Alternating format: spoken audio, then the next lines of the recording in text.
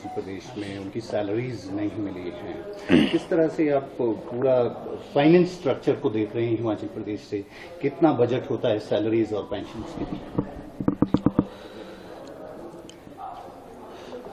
देखिए, हिमाचल प्रदेश में पूरे देश के पॉपुलेशन प्रपोर्शन में अगर हम देखें तो कर्मचारी सभी राज्यों से ज्यादा अगर किसी राज्य में है तो वो हिमाचल प्रदेश में है पॉपुलेशन के प्रपोर्शन में। और ऐसी सूरत में इस बात को हमको मान करके चलना चाहिए, जो बजट में हमारे जो प्रोविजन रहते हैं उसमें बहुत बड़ा हिस्सा जो है लगभग 39-40% के लगभग जो है वो पेंशन और सैलरी में चला जाता है। एक लगभग 2000 रुपए की एक कमिटेड लायबिलिटी मतलब देनदारी जो है वो कर्मचारियों और पेंशन की जो है हर महीने की आती है 2000 करोड़।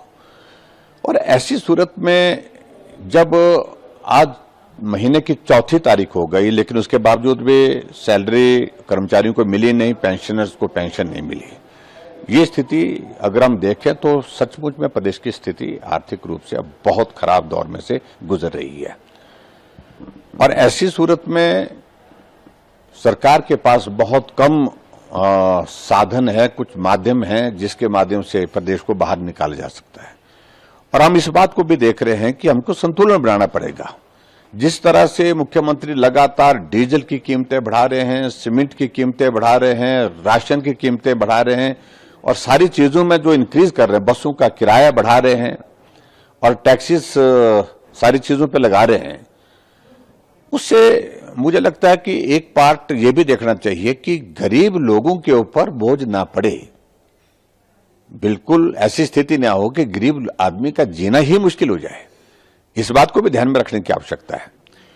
और दूसरी बात मुझे लगता है कि आज की तारीख में जो कदम उठाने की आवश्यकता है वो एरियाज हमको आइडेंटिफाई करने चाहिए जहां हम रेवेन्यू को बढ़ाने के लिए कदम उठा सकते हैं और फिजूल खर्ची को रोकने के लिए कदम उठा सकते हैं, उस दिशा में जाने की आवश्यकता है।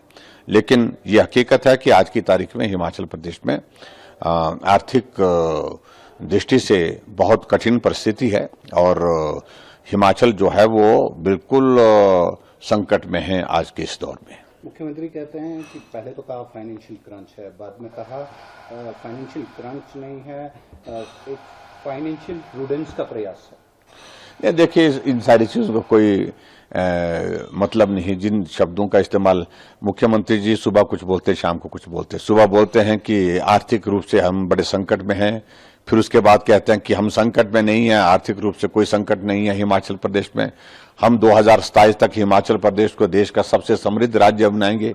तो ये सारी चीजों का कोई अर्थ नहीं है। उनको अब पॉलिटिकल स्टेटमेंट देना छोड़ना चाहिए। व्यवहारिक जो स्थिति है प्रदेश की उसको लोगों के सामने भी रखना चाहिए, उस पर स्पष्ट होना चाहिए कि ये स्थिति है, इस स्थिति में हम ये करने वाले हैं। फाइनली वो कह रहे हैं कि फाइनेंशियल मिसमैनेजमेंट पे भी चर्चा होनी चाहिए जो आपके दौरान हुई है। हाँ, हमारे दौरान देखिए ये तरीका ठीक नहीं है मुख्यमंत्री का। दोष पीछे की सरकार को देना, दोष केंद्र की सरकार को देना। मुख्यमंत्री आप हैं, आज जिम्मेवारी आपकी है, आप जिम्मेवारी से नहीं बच सकते। ये बार बार हर बात को लेकर के बहाना निकाल करके, बहाना बना करके रास्ता निकालने की कोशिश करना, ये अब प्रदेश की जनता आपको जो है वो ना सुनने के लिए तैयार है ना मानने के लिए तैयार है। आप मुख्यमंत्री हैं, आप जिम्मेदार हैं, आपकी जिम्मेवारी है प्रदेश के कर्मचारियों को समय पर सैलरी मिले, पेंशनर को पेंशन मिले, प्रदेश में विकास हो और प्रदेश में विकास होने के साथ साथ में गरीब लोगों के ऊपर ये टैक्स का बोझ कम हो। Thank you.